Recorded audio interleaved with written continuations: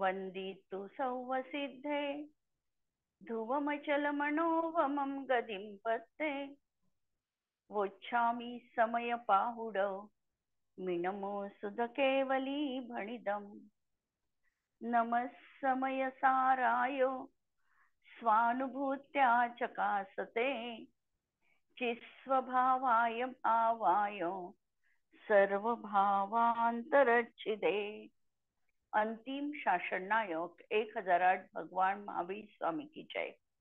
द्वादशांग श्रुत देवी की जय।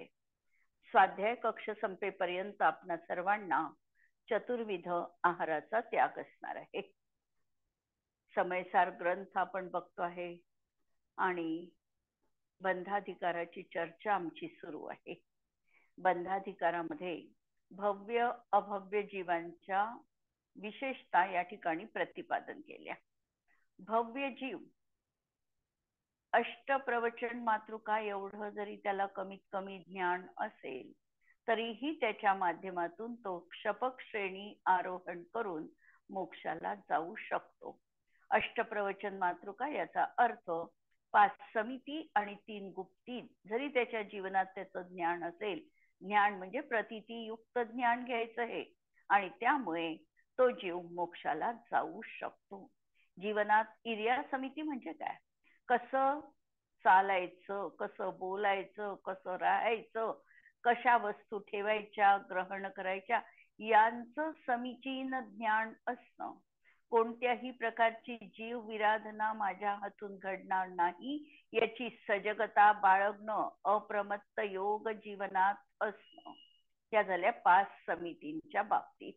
आणि 3 गुप्तींच्या बाबतीत कायेनी अशुभ चेष्टा न करणं, मनानी अशुभ संभाषण न करणं आणि मनामध्ये अशुभ विकल्प न येऊ देणं।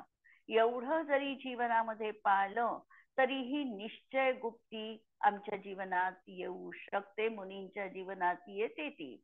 अशुभाच्या पासून निवृत्ती आणि सुहे पवित्ती, शुभामध्ये प्रवृत्ती ही गोष्ट प्रथमतः जाणीवपूर्वक करावी लागते आणि त्या अनुषंगाने जीवनामध्ये त्याच्या पुढची पायरी वितराग भूमिका किंवा निश्चय गुप्ती त्याच्या जीवनात सहज रीतीने असते। वचनगुप्ती निश्चयानी कोणती? तर मौन ही निश्चयानी वचनगुप्ती सांगितलेली आहे। कायगुप्ती म्हणजे कोणती?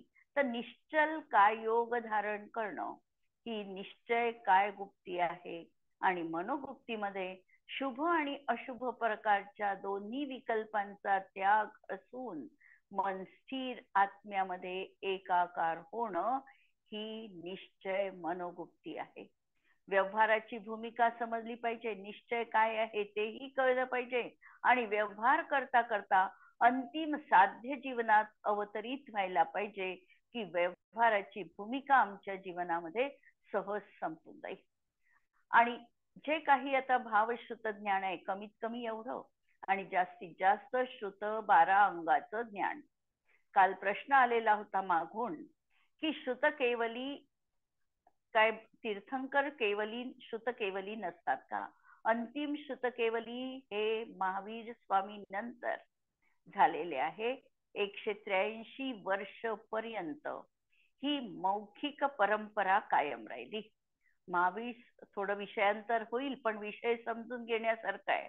महावीर स्वामींचं निर्वाण झालं आणि 3 वर्ष 8 महिने आणि 15 दिवस एवढा चतुर्थकाळ संपायला राहिलेला होता। 3 वर्ष 8 महिने आणि 15 दिवस हा तृतीय चतुर्थकाळ संपायला राहिला होता। ज्या दिवशी महावीर स्वामींचं निर्वाण झालं सकाळी प्रत्युष वेलावर अमावस्येच्या दिवशी, त्याच दिवशी संध्याकाळी गौतम गणधर स्वामींना केवल ज्ञानाची प्राप्ती झाली। गौतम स्वामींचा जो कालावधी आहे हा जेव्हा व्यतीत झाला त्यांचाही दिव्य ध्वनीचा उपदेश, त्यांचं समवशरण नाही पण गंधकुटीची रचना त्यांची झाली। समवशरण म्हणजे दिव्य ध्वनी त्यांची गंधकुटीमध्ये किरली। त्यानंतर सुधर्माचार्य नावाचे जे मुनी होते त्यांना केवल ज्ञानाची प्राप्ती झाली. इंद्रभूती गौतम गणधरांचं ज्या समयी निर्वाण झालं त्यानंतर लगेचच. ज्या वेळेला सुधर्माचार्यांचं निर्वाण झालं त्यानंतर अंतिम केवली जंबुस्वामी यांना केवल ज्ञानाची प्राप्ती झाली. म्हणजे महावीर स्वामी नंतर हे 3 केवली पंचम काळामध्ये मोक्षाला गेलेले आहे. चतुर्थ काळामध्ये जन्म, पण पंचम काळामध्ये निर्वाण असे 3 केवली गौतम गणधर, सुधर्माचार्य आणि जंबुस्वामी. यानंतर एक आणखी केवलींचं नाव येतं श्रीधर केवली, की ज्यांचं निर्वाण हे MP मधल्या कुंडलपूर या क्षेत्री झालेलं आहे. आज ते कुंडलपूर क्षेत्र जे अतिविस्तृत झालेलं आहे त्या ठिकाणी श्रीधर केवली, अंतिम केवली त्यांचं निर्माण झालेलं आहे. मध्यंतरी 4 केवली अनुबद्ध असे झालेले आहे. यानंतर ही जी केवलींची म्हणजे केवल ज्ञानी होण्याची परंपरा संपली. केवली आणि श्रुत केवली हे 2 शब्द आहेत. केवली म्हणजे ज्यांना केवल ज्ञानाची प्राप्ती झालेली आहे त्यांना केवली म्हणायचं. श्रीधर केवली नंतर किंवा जंबुस्वामी नंतर कुणीही केवली झालेले नाही. यानंतर जी परंपरा चालली ती श्रुत केवली परंपरा चालली. श्रुत केवली परंपरेमध्ये 5 मुनी पूर्ण अंगाचे ज्ञाते राहिले, 12 अंगाचे ज्ञाते राहिले. त्यामध्ये अंतिम जे झाले ते भद्रबाहू स्वामी. ते भद्रबाहू स्वामी ज्यांच्या वेळेला उज्जैनी नगरामध्ये एका छोट्या बालकाच्या मुखातून वाक्य निघालं, जावं जावं.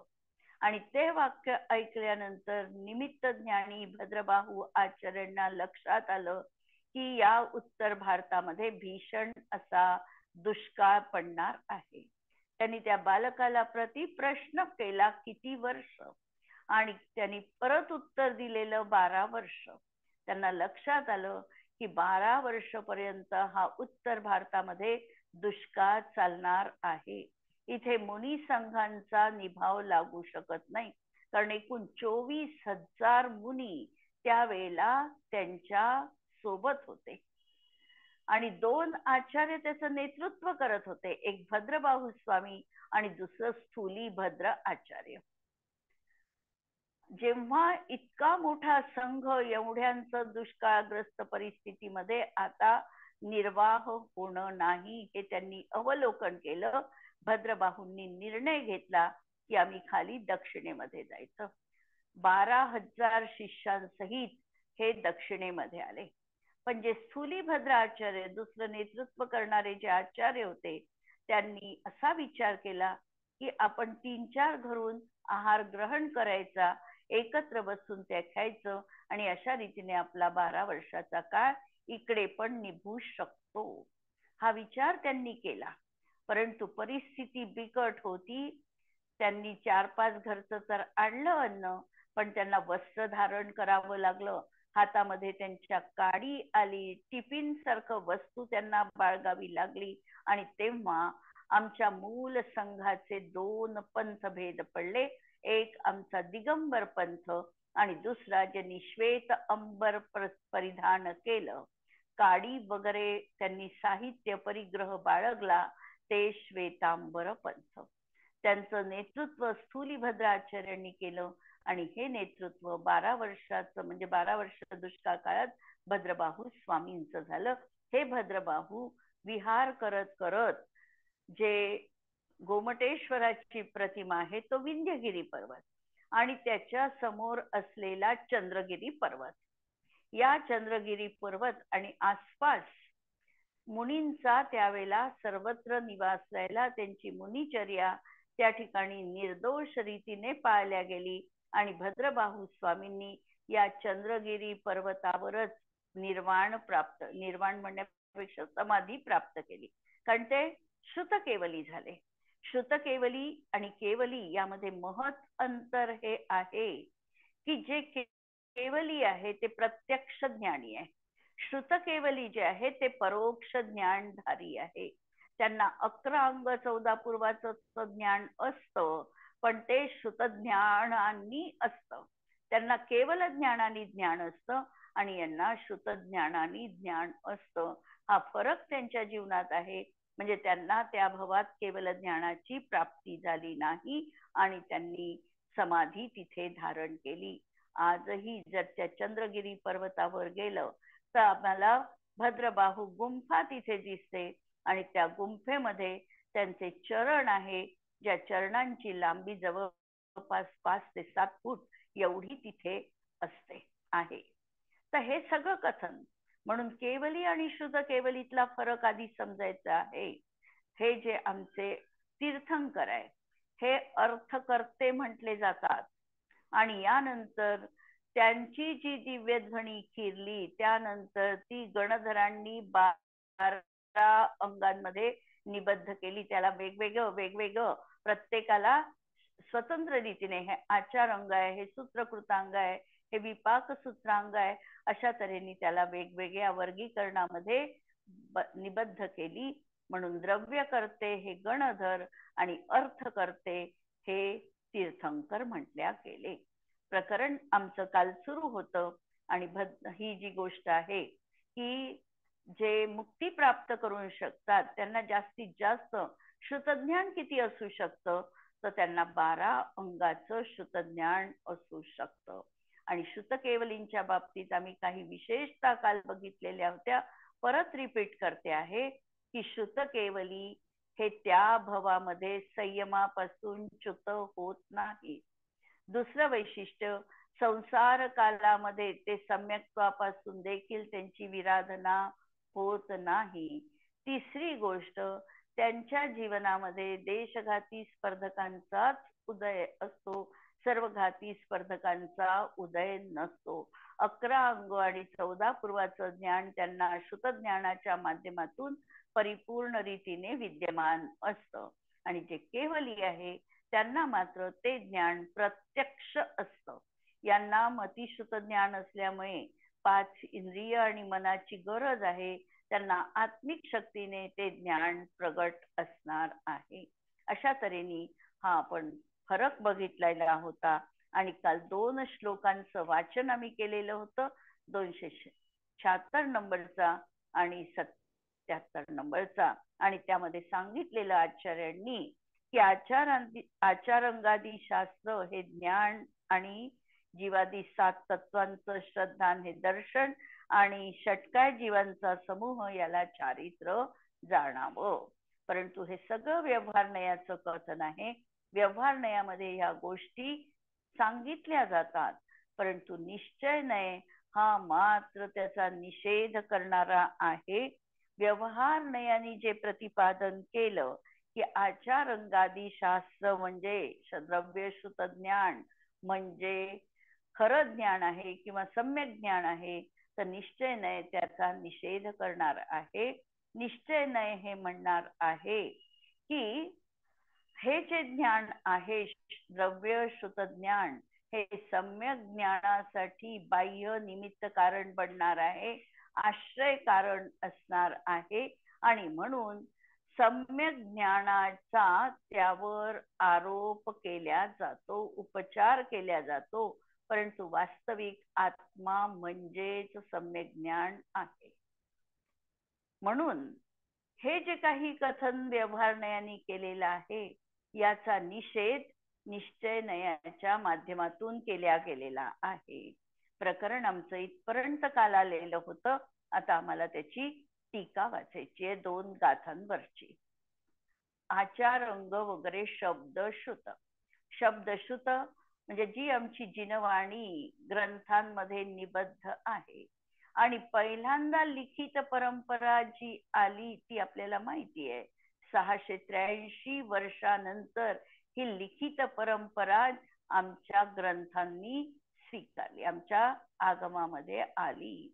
त्याचे कर्ते भूतबली आणि पुष्पदंत आणि त्यांचे गुरु धरसेन आचार्य जे गिरनार पर्वतावर स्थित होते. आणि हे भूतबली आणि पुष्पदंत या 2 आचार्यांनी सर्वप्रथम श्रुतपंचमीच्या दिवशी षटखंडागम हा लिखित ग्रंथ आम्हाला उपलब्ध करून दिला, आमच्यावर हे महान उपकार आहे, हा कृतज्ञतेचा भाव आमच्या जीवनात निरंतर असला पाहिजे. हे जे काही आहे आचारांग, सूत्रकृतांग, समवायांग, हे सगळे 12 अंग जे सांगितलेले आहे हे शब्दश्रुत आहे.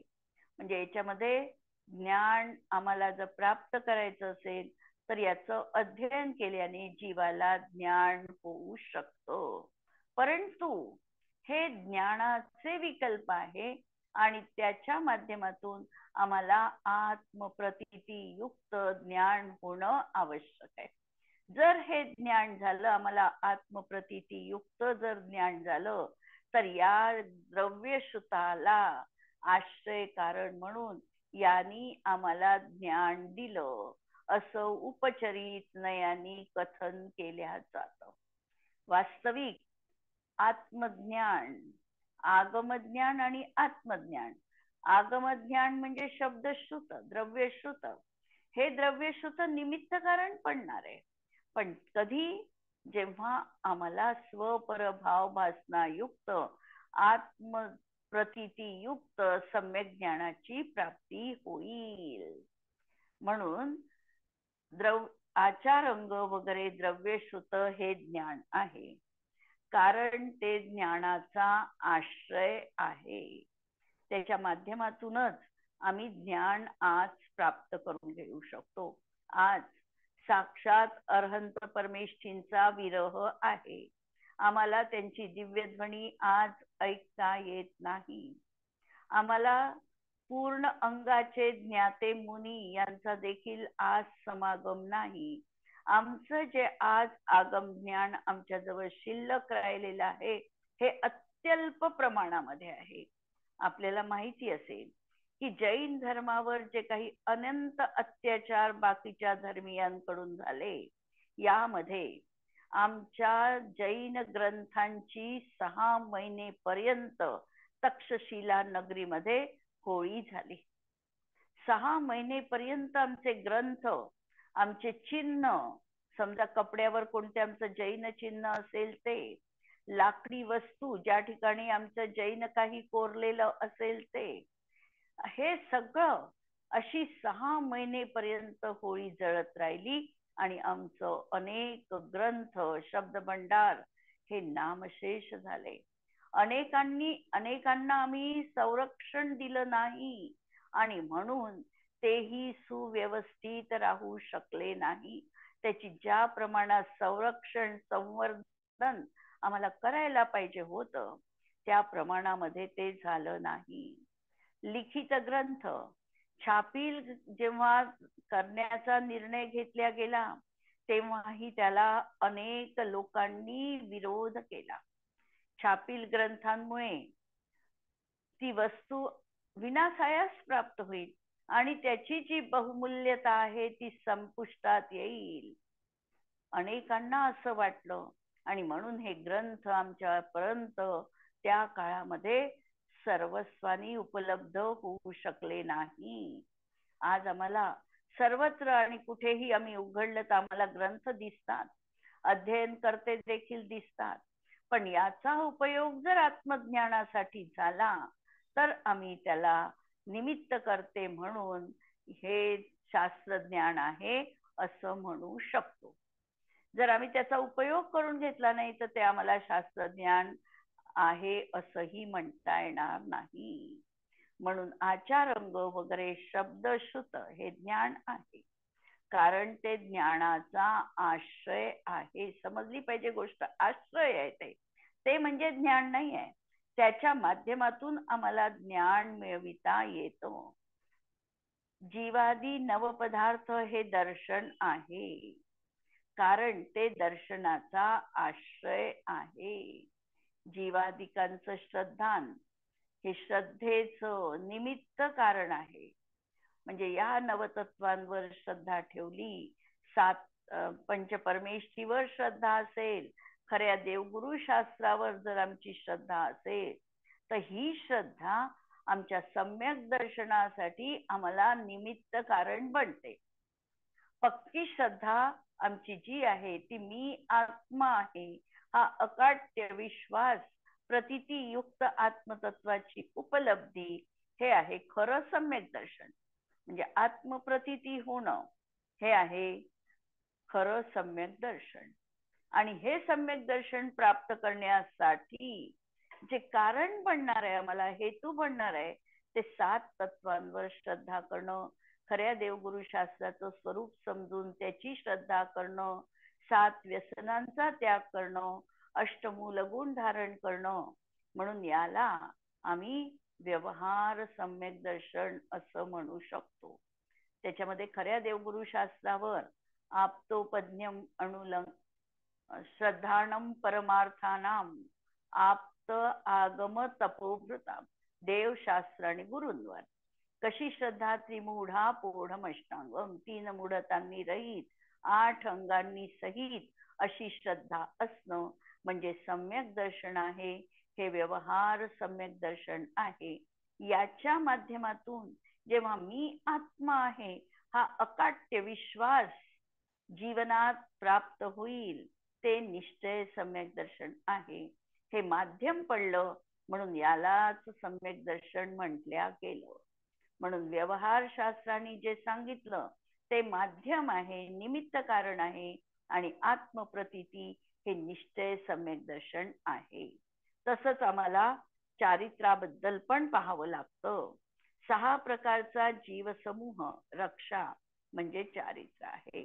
षटकाय जीवन हननते सबविध दरब हिंसा टरी, 6 कायिक जीवांची, षटकायिक जीवांची विराधना न करणं, हे आहे चारित्र्याचं मूर्तिमंत रूप. पण हे चारित्र्य असताना आत्मलीनता आहे का? आत्मप्रतीती झाली आहे, आत्मज्ञान झालं आहे, आणि त्यासोबत आमची आत्मस्थिरता आहे का? आम्ही अनुभवतो आहे का? त्याची प्रतीती आम्ही घेतो आहे का? ही प्रतीती घेणं हे आहे निश्चय चारित्र. आपरूप में स्थिर रहे लीन, आपल्या रूपामध्ये स्थिर राहणं हे आहे निश्चय चारित्र. आणि हे निश्चय चारित्र साधण्यासाठी आम्हाला ही व्यवहार नयाने दाखविलेली भूमिका जतन करणं आवश्यक आहे. म्हणून याला देखील आम्ही व्यवहार चारित्र म्हटलं आहे, कारण तो चारित्र्याचा आश्रय आहे. हे व्यवहार नयाचे कथन आहे. शुद्ध आत्मा म्हणजे ज्ञान आहे, कारण ज्ञानाचा आश्रय आत्माच आहे. निश्चयने काय म्हणेल की तुला तुझ्या आत्म्याचं ज्ञान झालेलं आहे का? तू बघ, तू कोण आहे हे तुला कळलं आहे का? स्वतःला प्रश्न विचार. तू जर फक्त द्रव्यश्रुतांची आराधना करून त्यालाच तू जर आत्मज्ञान मानत असेल तर तुझी जीवनात चूक आहे. शास्त्र किती पाठ आहे, 11 अंग 9 पूर्वाचं ज्ञान हे असलं तरीही सम्यक ज्ञान ते म्हटल्या जात नाही. म्हणून आत्मज्ञान किती आहे आणि शब्द ज्ञानात तू किती अडकला आहे. शब्द ज्ञानाचा जंजाळात त्याचाही शेवटी परिग्रह आहे. तोही परिग्रह मला सोडायचा आहे. मला तर केवळ माझी स्वपरभाव भासना युक्त, आत्मप्रतीती युक्त अशी मला ज्ञानाची प्राप्ती हवी आहे. सम्यक दर्शनासोबत माझं ज्ञान मला अभिप्रेत आहे. म्हणून शुद्ध आत्मा म्हणजे ज्ञान आहे, कारण ज्ञानाचा आश्रय आत्माच आहे. शुद्ध आत्मा दर्शन आहे. दर्शन तरी काय, सम्यक दर्शन तरी काय? मी शुद्ध आत्मा आहे ही जी आमची श्रद्धा ते म्हणजे सम्यक दर्शन आहे. आणि सम्यक दर्शन म्हणजे शेवटी आत्माच आहे, कारण आत्मा आणि दर्शन याच्यामध्ये अभेद आहे. आणि म्हणून त्यालाच तुम्ही दर्शन म्हणा, कारण दर्शनाचा आश्रय आत्माच आहे.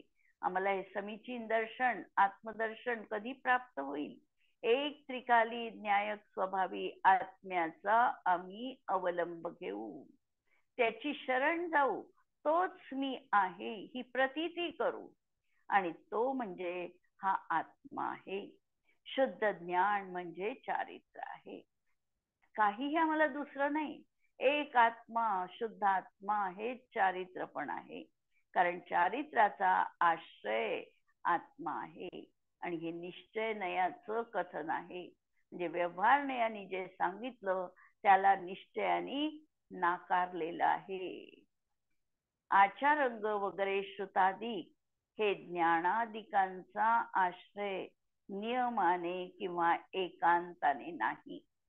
अर्थ समजा की एखाद्याला आचारंगाचं ज्ञान आहे, ज्याला ज्याला आचारंगाचं ज्ञान आहे तो निश्चितपणे सम्यक ज्ञानीच असला पाहिजे असं आम्हाला नियमपूर्वक म्हणता येत नाही.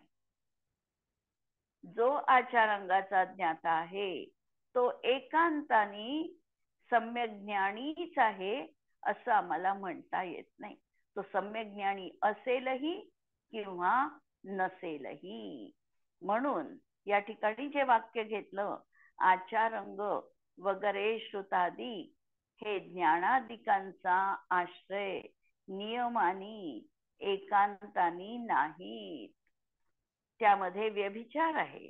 व्यभिचार आहे म्हणजे जिथे जिथे सम्यक म्हणजे जिथे जिथे आचारंगाचं ज्ञान आहे तिथे तिथे सम्यक ज्ञान असेलच असं नाही. म्हणून याला म्हटलं हा व्यभिचार दोष झाला. आचारंगाधिकाचं ज्ञान असताना सम्यक ज्ञान असेल. नवतत्वांचे श्रद्धा नसताना सम्यक दर्शन असेल आणि जीवरक्षा असूनही सम्यक चारित्र असेल असा नियम नाही. असेलही अथवा असणारही नाही.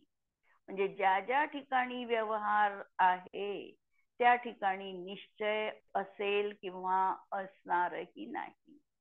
पण जिथे निश्चय आहे तिथे मात्र तदनुकूल व्यवहार असलाच पाहिजे. निश्चय आहे तिथे व्यवहार आहे हे आम्ही म्हणू शकतो. पण जिथे व्यवहार आहे तिथे निश्चय असेलही किंवा नसेलही. म्हणून हा नियम लावता येत नाही. म्हणून व्यवहारने निषेध करण्यायोग्य आहे. निश्चयाने शुद्ध आत्मा हा ज्ञानादिकांचा नियमानी आश्रय आहे.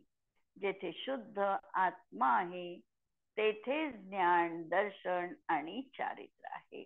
पण कसा आम्हाला अनेकांत लावावा लागतो की जिथे निश्चयाने आम्ही शुद्ध आत्मा म्हटलेला आहे त्या ठिकाणी नियमपूर्वक त्याला सम्यक ज्ञान आहे, सम्यक दर्शन आहे आणि सम्यक चारित्र आणि तेही निश्चय असं आहे.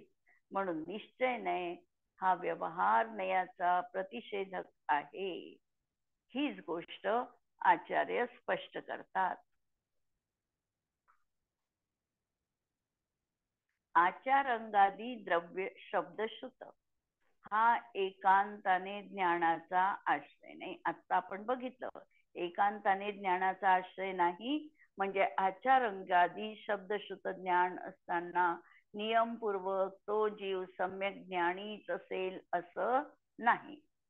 कारण अभव्य जीवांना आचारंग शब्दश्रुताचा सद्भाव असतानाही शुद्धात्म्याच्या अभावाने ज्ञानाचाही अभाव असतो.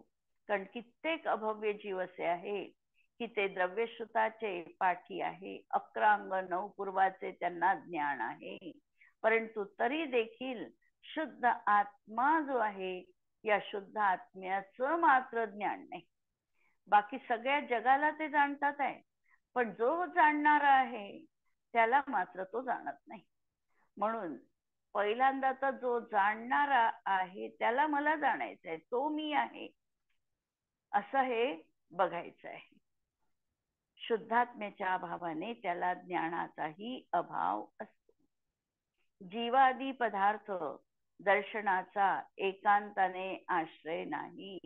की जीवादी पदार्थांचं श्रद्धान म्हणजे सम्यक दर्शन असं तरी आम्ही एकांताने म्हणू शकतो का? तर आचार्य सांगतात तसंही तू एकांताने म्हणू शकत नाही. कारण जिथे व्यवहार सम्यक दर्शन आहे तिथे निश्चय सम्यक दर्शन असेलच असं नाही, असेलही किंवा नसेलही. म्हणून अभव्य जीवास त्यांचा सद्भाव असतानाही जीवादी 7 पदार्थांचा त्यांना श्रद्धा आहे. श्रद्धा आहे, पण कशी? व्यवहाराशी श्रद्धा आहे. जो भूतार्थ पद्धतीने श्रद्धा सांगितली तशी नाही. म्हणून असा सद्भाव असतानाही शुद्ध आत्म्याच्या अभावाने दर्शनाचा अभाव असतो. आणि षटकाय जीव समूह रक्षा हा चारित्र्याचा एकांताने आश्रय नाही.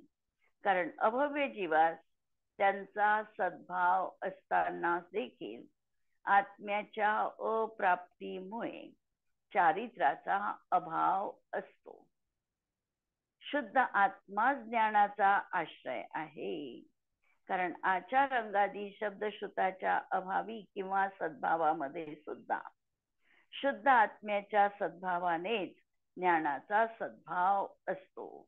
म्हणून एक गोष्ट नक्की लक्षात करायची आहे की शुद्ध आत्मा हा आमच्यासाठी मुख्य आहे. हा निश्चय नयाचा विषय आहे. आणि शुद्ध आत्म्याचं ज्ञान, शुद्ध आत्म्याचं दर्शन आणि शुद्ध आत्म्यामध्ये लीनता हा खऱ्या अर्थाने निश्चय मार्ग आहे. हा निश्चय जीवनात असताना ज्याच्या माध्यमातून त्याला हा निश्चय प्राप्त झालेला आहे त्या व्यवहाराला देखील उपचारांनी तो मोक्ष मार्ग आहे असं म्हटलेलं आहे. पण परमार्थाने पाहिलं तर एकच मोक्ष मार्ग आहे. शुद्ध आत्म्याचं दर्शनाचा एकमात्र आश्रय आहे. कारण जीवादी पदार्थांच्या सद्भावात किंवा अभावात शुद्ध आत्म्याचा सद्भाव असतानाच दर्शनाचा सद्भाव आहे. शुद्ध आत्मा चारित्र्याचा एकमेव आश्रय आहे. कारण षड्जीव समूह असताना अथवा नसतानाही शुद्ध आत्म्याच्या सद्भावाने चारित्र्याचा सद्भाव आहे. म्हणून आम्हाला लक्षात निश्चय घ्यायचा आहे. निश्चय आहे तिथे व्यवहार आहेच आहे. ज्या ठिकाणी आत्मलीनता रूप निश्चय चारित्र्य आहे त्या ठिकाणी बाह्यतः षट जीवनिकाय समूहांच्या रक्षेचा भाव नियमाने त्या जीवाला असणार आहे. भावार्थ आपण उद्याला पाहू आणि प्रॅक्टिकल प्रयोगही उद्याला बघू. जिनवाणी के ज्ञान ते सूझे लोकालोक, सो जिनवाणी मस्तक नमो सदा देत हो भोग. नमो अरिहंताणम नमो सिद्धाणम नमो आयर्याणम नमो वज्रायाणम नमो लोए सवसाहुणम. सर्वांना जय जिनेंद्र.